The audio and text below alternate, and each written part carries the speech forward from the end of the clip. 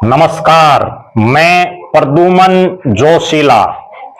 8 अक्टूबर 2024 को जब हरियाणा प्रदेश में विधानसभा चुनाव का परिणाम आया, उसके बाद हरियाणा की राजनीति में बहुत लोगों को यह उम्मीदें थी कि बीजेपी जाएगी और कांग्रेस आएगी, लेकिन हुआ उल्टा।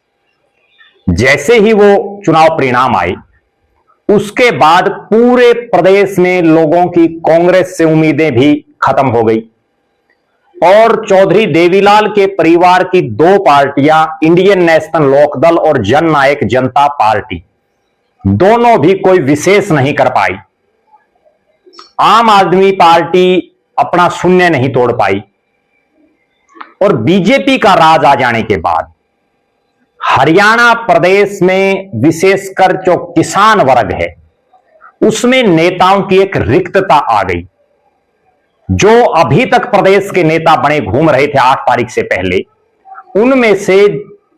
उनसे लोगों का विश्वास कम हो गया और जनता को यह लगने लगा कि हम जिनको अगवानी हमने दे रखी थी, उनके नेतृत्व में बात बनने वाली नहीं है।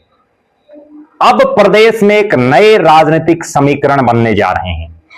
बहुत से नेता ऐसे हैं, बहुत सी हरियाणा प्रदेश की जनता ऐसी है जो ये चाहती है कि चौधरी देवीलाल का परिवार इकट्ठा हो और उनकी तरफ टकटकी लगाए पिछले काफी समय से देख रहे हैं।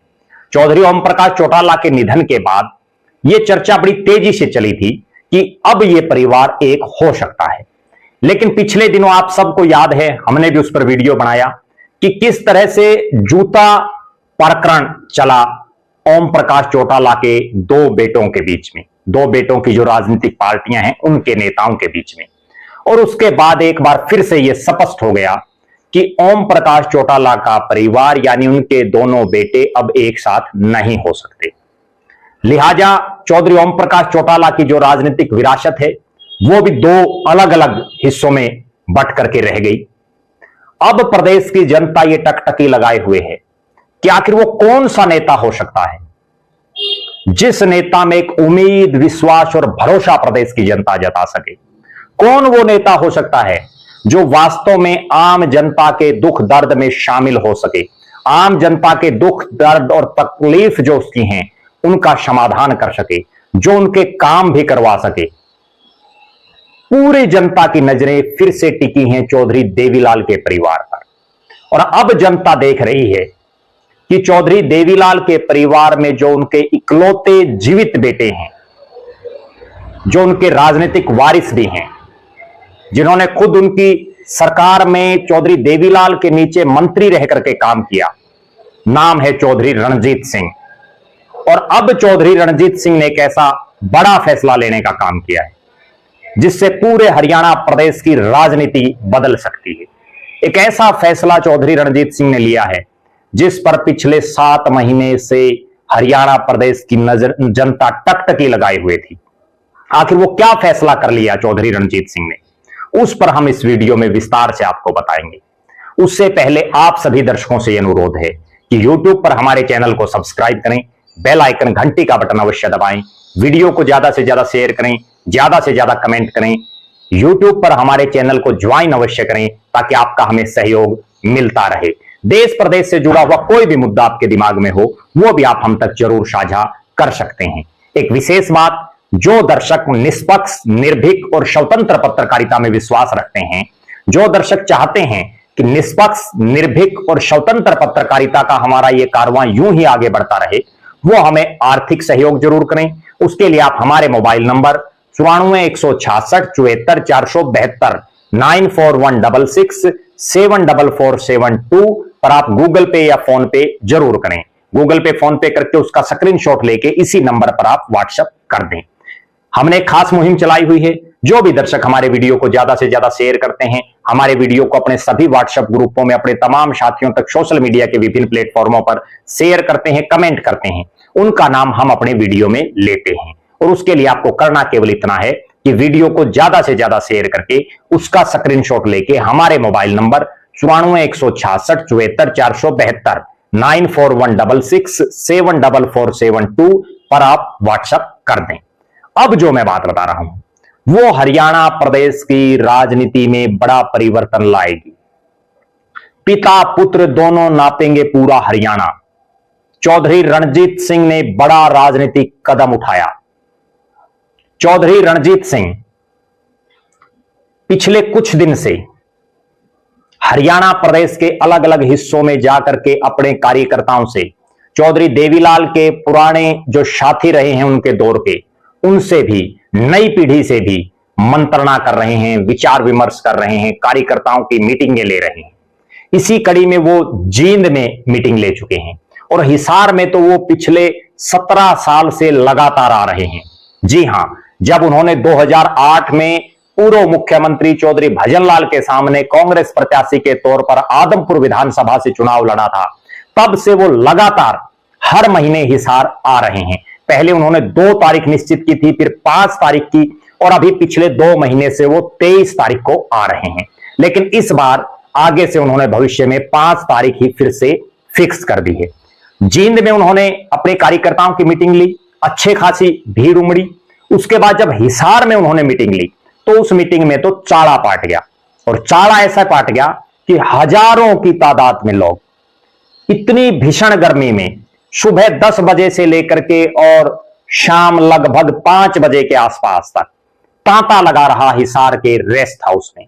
और वो भी तब जब उसी दिन हरियाणा प्रदेश की सरकार के पंचायत मंत्री कृष्णलाल पंवार भी हिसार में ग्रीवेंस की मीटिंग ले रहे थे। चौधरी रणजीत सिंह के पास जो नेता कार्यकर्ता पहुंचे उनमें भाजपाई भी शामिल थे, उनमें कांग्रेसी भी शामिल थे, उनमें चौधरी देवीलाल के परिवार में आस्था रखने वाले लोग भी शामिल थे। यानी तमाम पार्टियों की बंदिशों को तोड़ करके उनसे मिलने के लिए, अपना समर्थन उनको देने के लिए, अपना साथ सहयोग देने के लिए भारी तादाद में लोग उमड़े।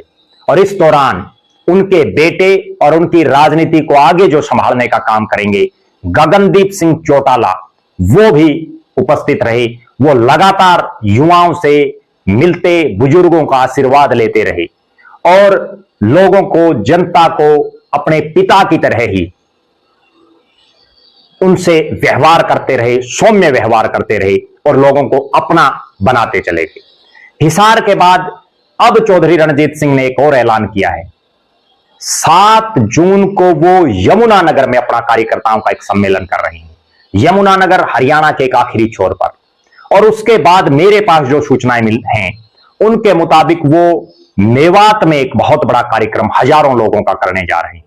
और मेवात की धरती जो चौधरी देवीलाल के परिवार को सिर आंखों पर बैठाती है, वहां चौधरी रणजीत सिंह अपना कार्यकर्ता सम्मेलन करेंगे। उसके बाद वो भिवानी में एक कार्यकर्ता सम्मेलन करेंगे, महेंद्रगढ़ में कार्यकर्ता सम्मेलन करेंगे, पानीपत में कार्यकर्ता सम्मेलन करेंगे, फतेहाबाद में, और सिरसा तो उनका घर है। लिहाजा हरियाणा के जो 22 के 22 जिले हैं उसमें हर जिले में वो जाएंगे। हर जिले में वो चौधरी देवीलाल के समय से लेकर के और उसके बाद आज तक जो लोग हैं उन सब से मिलेंगे, उनको अपने साथ जोड़ेंगे। जो वर्षों से उनके साथ हैं उनको और ज्यादा हिम्मत बंधाएंगे। और ये कारवां, हजारों का जो उनका कारवां है, ये लाखों में चला जाएगा। इस तरह का वो कार्यकर्ता अपने साथ जोड़ेंगे। और जो हरियाणा प्रदेश की राजनीति में एक रिक्तता आ चुकी है कि कोई मजबूत किसान नेता नहीं दिख रहा, किसान समाज से आने वाला कोई मजबूत चेहरा फिलहाल उभर करके नहीं आ रहा, उस कमी को चौधरी रणजीत सिंह पूरा कर सकते हैं। चौधरी रणजीत सिंह जब मंत्री थे, पहले मैं आपको उनका पूरा राजनीतिक कैरियर बता देता हूं। चौधरी देवीलाल के तीसरे नंबर के वो बेटे चौधरी रणजीत सिंह, उन्होंने अपने पिता की उंगली पकड़ करके राजनीति शुरू की। अपने पिता चौधरी देवीलाल के साथ उन्होंने बहुत लंबा संघर्ष किया। और 1987 में आप कद देखिए चौधरी रणजीत सिंह का, 1987 में जब चौधरी देवीलाल ने स्पष्ट तौर पर कह दिया था कि इस चुनाव में उनके परिवार का कोई सदस्य चुनाव नहीं लड़ेगा, उसके बावजूद उन्होंने अपने बेटे रणजीत सिंह को, चौधरी रणजीत सिंह को चुनाव लड़ाया 1987 में। और चौधरी रणजीत सिंह विधायक बने। विधायक बनने के बाद चौधरी देवीलाल की सरकार में मंत्री बने। जब चौधरी देवीलाल उप प्रधानमंत्री बन गए तो वो अपने बड़े भाई चौधरी ओम प्रकाश चौटाला की कैबिनेट में भी मंत्री रहे। और उस समय 1989 में जब चौधरी देवीलाल देश के उप प्रधानमंत्री बने तो ज्यादातर जो विधायक थे चौधरी देवीलाल की पार्टी के, वो चाहते थे कि चौधरी रणजीत सिंह मुख्यमंत्री बने। चौधरी रणजीत सिंह चूंकि विधायक भी थे और उनका तमाम जो विधायक थे उनके साथ अच्छे खासे उनके संबंध थे।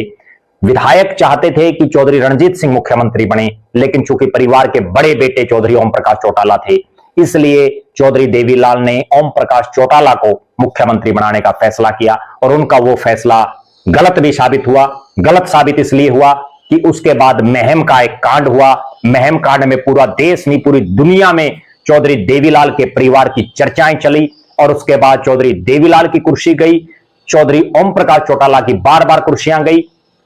और उस महम कांड के बाद हालात और परिस्थितियां ये बनी कि चौधरी देवीलाल जो दो दो प्रधानमंत्रियों के साथ देश के उप प्रधानमंत्री रहे, जो तीन तीन राज्यों में जिन्होंने एक साथ लोकसभा का चुनाव लड़ा, जो दो दो राज्यों में लोकसभा के सांसद बने, जो उत्तर प्रदेश बिहार से लेकर के कर्नाटक और तमिलनाडु तक देश भर में जो इतने लोकप्रिय थे, चौटाला गांव में बैठ करके जो देश के अलग अलग हिस्सों के मुख्यमंत्री तय करते थे, वो चौधरी देवीलाल उस महम कांड के बाद कभी कोई चुनाव नहीं जीत पाए। वो लोकसभा में हारे लगातार 3 चुनाव, रोहतक से गिराए जैसे हल्के से विधानसभा तक का वो चुनाव हार गए, जो प्योर ग्रामीण हल्का।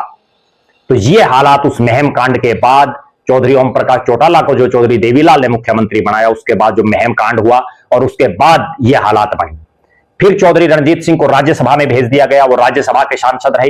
राज्यसभा के सांसद बनने के बाद कुछ समय के बाद उन्होंने अपने परिवार की जो पार्टी थी उसको छोड़ करके और राष्ट्रीय पार्टी यानी कांग्रेस में वो चले गए। कांग्रेस ने उनको लोकसभा का चुनाव लड़ाया, विधानसभा के कई चुनाव लड़ाए। चौधरी भूपेंद्र सिंह हुड्डा जब प्रदेश के मुख्यमंत्री बने तो उनको योजना आयोग का उपाध्यक्ष बनाया गया, जो कैबिनेट मंत्री के बराबर जिसका प्रोटोकॉल है। और चौधरी रणजीत सिंह की एक बड़ी खासियत यह रही कि जब भी किसी पार्टी को यह लगे कि इतने बड़े नेता के सामने किसको चुनावी मैदान में उतारा जाए, तो वहां एक ही नाम नजर आता है, चौधरी रणजीत सिंह। हल्का कोई भी हो, उन्होंने मुख्यमंत्री रहे चौधरी ओम प्रकाश चौटाला के सामने चुनाव लड़ा रोड़ी से, उन्होंने मुख्यमंत्री रहे चौधरी भजनलाल के सामने चुनाव लड़ा उन्हीं के गढ़ आदमपुर में। और जब भारतीय जनता पार्टी के पास हिसार लोकसभा क्षेत्र में कोई मजबूत प्रत्याशी नहीं था, तो भी उनकी नजरें गई चौधरी रणजीत सिंह पर और उनको चुनावी मैदान में उतारा। हालांकि कुछ एक वोटों से वो चुनाव हार गए। उसमें भी बीजेपी के बहुत से नेताओं पर इस तरह के आरोप हैं कि उन्होंने चौधरी रणजीत सिंह की सही ढंग से मदद नहीं की। इसके बाद 2019 का चुनाव आता है। चौधरी रणजीत सिंह रानिया से निर्दलीय प्रत्याशी के तौर पर चुनाव लड़ते हैं और एक ऐसा रिकॉर्ड बनाते हैं कि तमाम राजनीतिक पार्टियों की जमानतें जब्त हो जाती हैं उनके सामने। फिर मनोहर लाल खट्टर की सरकार में वो कैबिनेट के मंत्री बनते हैं, बिजली और जेल मंत्री। जब नायब सिंह सैनी मुख्यमंत्री बनते हैं तो वो फिर से बिजली और जेल मंत्री बनते हैं। और टिकट घोषित होने के 20 मिनट पहले उनको बीजेपी ज्वाइन करवा करके भारतीय जनता पार्टी उनको टिकट देती है हिसार लोकसभा से। अमित शाह, नरेंद्र मोदी के बाद बीजेपी के सबसे ताकतवर नेता, वो उनके लिए जनसभा करने आते हैं। कुछ एक वोटों से चौधरी रणजीत सिंह चूक जाते हैं। फिर आता है विधानसभा का चुनाव। रानिया विधानसभा क्षेत्र से वो फिर से निर्दलीय चुनाव लड़ते हैं और अपने कामों के दम पर वो अच्छे खासे वोट लेने में कामयाब रहते हैं। कुछ एक मार्जिन से वो चुनाव हार जाते हैं। चुनाव परिणाम के बाद हालात और परिस्थितियां ये बनती हैं कि हरियाणा प्रदेश की जनता को एक ऐसा नेता चाहिए जो उनके बीच का हो, जो उन जैसा हो, जो उनके हकों की आवाज उठा सके, जो उनके लिए संघर्ष कर सके। अब उस कड़ी में चौधरी रणजीत सिंह ने बड़ा बोल्ड और बड़ा साहसिक फैसला ले लिया है और इस फैसले के मायने तब और ज्यादा बढ़ जाते हैं जब हरियाणा प्रदेश की जनता, जो चौधरी ओम प्रकाश चौटाला के परिवार की 2 पार्टियां, एक जेजेपी और एक इंडियन नेशनल लोकदल, दोनों में अपना भविष्य उनको नहीं नजर आ रहा। दोनों में ये नजर आ रहा है कि दोनों आपस में ही एक दूसरे के ऊपर कटाक्ष कर रहे हैं, एक दूसरे को नीचा दिखाने का काम कर रहे हैं, एक दूसरे पर छीटाकसी कर रहे हैं। प्रदेश की जनता के हकों की आवाज उठाने की बजाय आपसी जुतम पैचार उनमें चल रही है। उस लिहाज से जब चौधरी देवीलाल के ही परिवार में नहीं बल्कि चौटाला गांव में जो एक पूरा कुनबा है चौधरी देवीलाल के परिवार का, वृद्ध जो कुनबा, जो बहुत बड़ा, उसमें भी सबसे बड़े आज के दिन चौधरी रणजीत सिंह हैं। राजनीतिक रूप से भी चौधरी रणजीत सिंह का कद आज के दिन चौधरी देवीलाल के परिवार में सबसे बड़ा है, क्योंकि वो चार चार मुख्यमंत्रियों की कैबिनेट में मंत्री रहे हैं। वो देश के सबसे उच्च सदन राज्यसभा के सदस्य रहे हैं। चौधरी रणजीत सिंह चौधरी देवीलाल के बेटे हैं, और जो चौधरी देवीलाल के 4 बेटे थे, उनमें से अभी फिलहाल चौधरी रणजीत सिंह इकलौते वो हैं जो जीवित हैं, यानी अपने पिता की राजनीतिक विरासत को अब चौधरी रणजीत सिंह में जनता देख रही है। अब चौधरी रणजीत सिंह ने जो फैसला लिया है कि वो खुद जाएंगे, अपने साथ अपने जो बेटे हैं गगनदीप सिंह, क्योंकि जनता अगली पीढ़ी को भी देखती है कि आगे भविष्य कैसा रहेगा। गगनदीप सिंह उनके साथ जाएंगे, पूरे हरियाणा प्रदेश के 22 जिलों को पिता पुत्र नापेंगे, और उनके जो पोते हैं सूर्य प्रकाश, वो भी युवाओं में अच्छे खासे लोकप्रिय हैं, खूब सक्रिय रहते हैं। चौधरी रणजीत सिंह की जो धर्मपत्नी हैं इंदिरा सिहाग, वो भी उनका राजनीतिक रूप से बड़ी मजबूती से साथ दे रही हैं, और जो उनकी पोती हैं गायत्री विजयलक्ष्मी, वो भी जो है राजनीतिक तौर पर चौधरी रणजीत सिंह यानी अपने दादा को मजबूती प्रदान करने का काम लगातार कर रही हैं।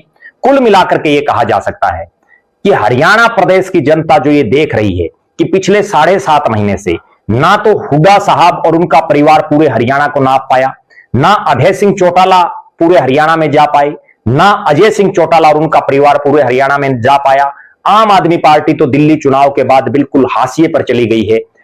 केवल भारतीय जनता पार्टी फिलहाल मैदान में है, और जनता यह देख रही है कि आखिर ऐसा कौन सा नेता हो जिसकी हम बाजू पकड़ करके भी ये कह सकें कि हमारा ये काम है और ये फला अधिकारी को आप फोन करो। उनको एक ही शख्स नजर आता है जो रात के 12 बजे भी लोगों के फोन उठा लेता है, जो दिन में भी सारा दिन अनथक लोगों के बीच में रहता है, रणजीत सिंह। और जब चौधरी रणजीत सिंह हरियाणा प्रदेश के अलग अलग इलाकों में घूमेंगे, चौधरी देवीलाल के पुराने साथियों को अपने साथ जोड़ेंगे, अपने समय के जो उनके पुराने साथी हैं उनको अपने साथ दोबारा से सक्रियता पूर्वक जोड़ेंगे, नए युवाओं को अपने साथ जोड़ेंगे, तो हरियाणा की राजनीति में एक मजबूत विकल्प के तौर पर चौधरी रणजीत सिंह उभरेंगे। चौधरी रणजीत सिंह जब पिछली बार मंत्री थे तो 5 साल में वो प्रदेश के इकलौते वो मंत्री थे जो होडल से लेकर के डबवाली तक और नांगल चौधरी से लेकर के कालका तक हरियाणा के हर हिस्से में वो गए, लगातार लोगों के बीच में रहे। सबसे ज्यादा अगर किसी मंत्री की कोठी पर भीड़ होती थी तो वो चौधरी रणजीत सिंह की कोठी पर होती थी, और आज भी लोग उनसे लगातार सैकड़ों लोग हर रोज मिल रहे हैं और देख रहे हैं उनमें कि चौधरी देवीलाल की राजनीतिक विरासत को अब भविष्य में अगर कोई संभाल सकता है तो वो चौधरी रणजीत सिंह है। क्योंकि अब तक बहुत से ऐसे लोग थे जो चौधरी ओम प्रकाश चौटाला, चूंकि वो परिवार के मुखिया थे, सबसे बड़े थे, राजनीतिक रूप से भी वो 5 बार के मुख्यमंत्री थे, उनके साथ जुड़े थे। अब उनमें से भी बहुत से लोग ये सोच रहे हैं कि चौधरी ओम प्रकाश चौटाला जी के निधन के बाद परिवार में सबसे बड़े चौधरी रणजीत सिंह हैं, तो अब क्यों ना चौधरी रणजीत सिंह को राजनीतिक रूप से मजबूत किया जाए, राजनीतिक रूप से ताकत उनको दी जाए। हमारी नजरें रहेंगी कि यमुनानगर में चौधरी रणजीत सिंह का कैसा कार्यक्रम रहता है, मेवात में उनका कैसा कार्यक्रम रहता है, भिवानी में कैसा रहता है, महेंद्रगढ़ में कैसा रहता है, पानीपत में कैसा रहता है, कैथल में कैसा रहता है। पूरे हरियाणा पर हमारी निगाहें रहेंगी, उन पर भी हम वीडियो बनाएंगे। आप दर्शक ये कमेंट करें कि चौधरी रणजीत सिंह ने जो अभी पूरे हरियाणा प्रदेश में घूमने का फैसला किया है, पूरे हरियाणा प्रदेश में लोगों को अपने साथ जोड़ने का फैसला किया है, उसको आप किस नजरिए से देखते हैं। आप दर्शक ये कमेंट करें कि चौधरी रणजीत सिंह लोगों के बीच में जो रहते हैं उस पर आपका क्या मानना है। आप ये भी कमेंट करें कि क्या चौधरी देवीलाल परिवार की राजनीतिक विरासत को भविष्य में चौधरी रणजीत सिंह संभाल सकते हैं। आप ये भी कमेंट करें कि चौधरी रणजीत सिंह की राजनीतिक विरासत को उनके बेटे गगनदीप सिंह, जो बहुत ही स्पष्टवादी, बहुत ही मिलनसार हैं, वो संभाल पाएंगे।